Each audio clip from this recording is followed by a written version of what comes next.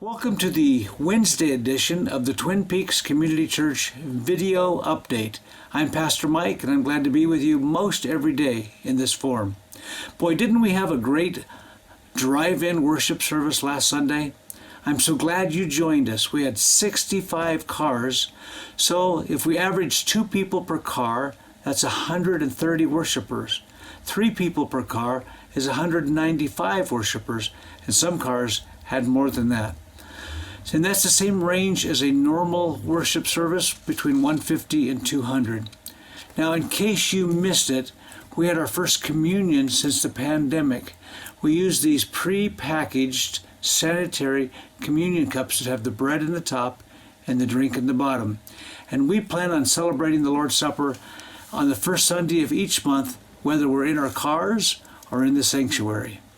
Now, didn't John Johnson do a fabulous job speaking last Sunday? What a great word of encouragement. So a big shout out to John Johnson. He showed us some of the parallels between our situation today and Daniel's situation in the Bible. Daniel lived and ministered in a pagan world. Babylon, Persia, many different kings he served under, yet he always found a way to honor God and serve others without compromising his spiritual convictions. And John challenged us to do the same. So thank you, John, for those words. And that is the delicate balance we find ourselves in today. We must obey the laws of the land, according to Romans 13:1, and at the same time, we must obey the laws of God.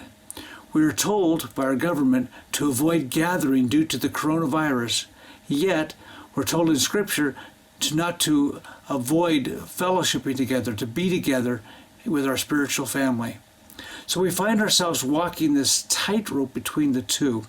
How do we build each other up and still stay apart?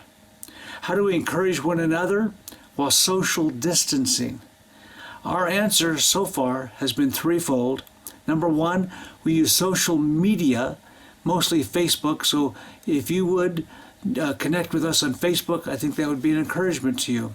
Number two, the telephone. That's my main way of communicating. I like to call people and hear their voice, and I think you could do the same and be encouraging to one another using the phone. And thirdly is our drive-in services. This is the third week we've had a drive-in worship service here at the church on Sunday in our parking lot. So we're still able to kind of gather while still keeping our distance. Our motto has been, come as you are, but stay in your car. Now, by the way, if you have an emergency and need to use the restroom, please do so. Just wear your mask and keep your distance. I feel bad on the first Sunday when we gathered, one of the families had to drive away because one of their children needed to use the restroom. That was a mistake on our part. We needed to be more flexible. So sorry about that. We're still figuring this out. So do use the restroom if you really need to. Now, as of tomorrow, we're beginning to hold our men's drive-in breakfast. It'll be every Thursday at 8 a.m. We're going to meet in the south parking lot of Lake Gregory. That's the lot nearest the water slide at 8 a.m. sharp. BYOB, bring your own breakfast, whether you drive through and buy that or bring it. And BYOLC, bring your own lawn chair. And we'll circle up, keeping our distance, for a time of fellowship, a brief devotional, and some prayer. And for those who wish to participate, we're going to walk around Lake Gregory.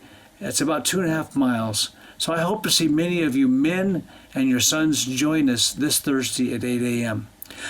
Well, that pretty much summarizes how we're trying to meet the needs of our church during this time of separation. If you have ideas that would enhance our ministry during this time, or if you have a need that our church can meet, please call me. The church number is 909-337-3011, and my cell phone number is 909-273-0385. I hope to see many of you Thursday and all of you on Sunday. Until then, may God richly bless you.